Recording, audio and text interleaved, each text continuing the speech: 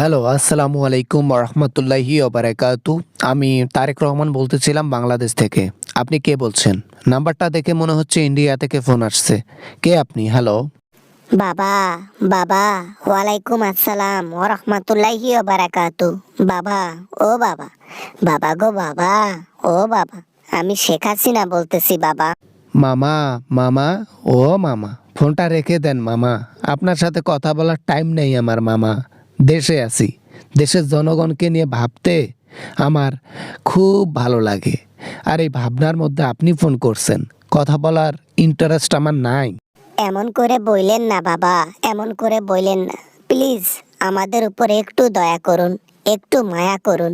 আমরা আমরা ক্ষমা চাই আপনাদের কাছে, সবার কাছে। ওই যে বললাম না, আপনার সাথে যতটুকু কথা বলবো ওই সময়টা যদি আমি দেশের একটি মানুষের পিছনে ব্যয় করি, আমার দেশের ভালো।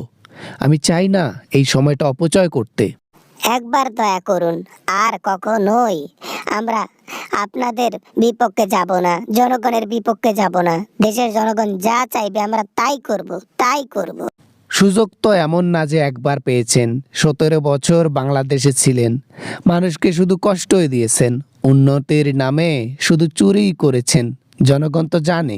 কি করলে আমরা মাপ পাবো, কি করলে আমরা সুযোগ পাবো, কি করলে আবার বাংলাদেশে আওয়ামী লীগ ফিরবে, কি করলে আমরা নেতারা যারা বাইরে আছি তারা দেশে যেতে পারবো।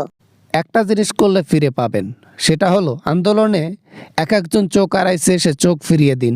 এক একজন হাত হারাইছে, হাত ফিরিয়ে দিন। এক একজন তার সন্তান হারাইছে, মেয়ে হারাইছে, বাবা হারাইছে, মা হারাইছে, বোন হারাইছে, সবাইকে ফিরিয়ে দিন। যদি এইটা করতে পারেন তো দেশে অবশ্যই আসতে পারবেন। কেমনে সম্ভব বাবা, কেমনে সম্ভব? আমরা তো আসলে এগুলা কখনোই আনতে পারবো না। তার মানে কি আমরা আর কখনো দেশে যাইতে পারবো না? সারা জীবন দিল্লিতে থাকতে হবে? Exactly right. এখন দেশে আসলে আপনাকে শাস্তি ভোগ করতে হবে, আর সে শাস্তি আপনাকে ডাইরেক্ট উপরে যাওয়ার একেবারে টিকিট কেটে দেবে। তো আপনি দেশে আসলেও আপনি ক্ষমতায় যেতে পারবেন না। তার চেয়ে ভালো জনগণের ক্ষতি করবেন না অন্য দেশ থেকে। ওকে? আমরা কখনোই জনগণের ক্ষতি করি নাই। আমরা জনগণকে ভালোবাসি, জনগণকে আমরা মনে প্রাণে চাই। জনগণ আছে বলেই তো আমরা আছি, না হলে তো আমরাও থাকতাম না।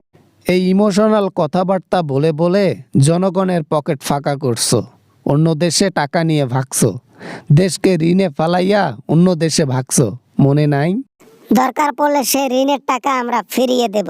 তারপরও যদি আমাদেরকে সুযোগ দেয় জনগণ, দেশ, সবাই, আপনারা যদি সুযোগ দেন একটা বার।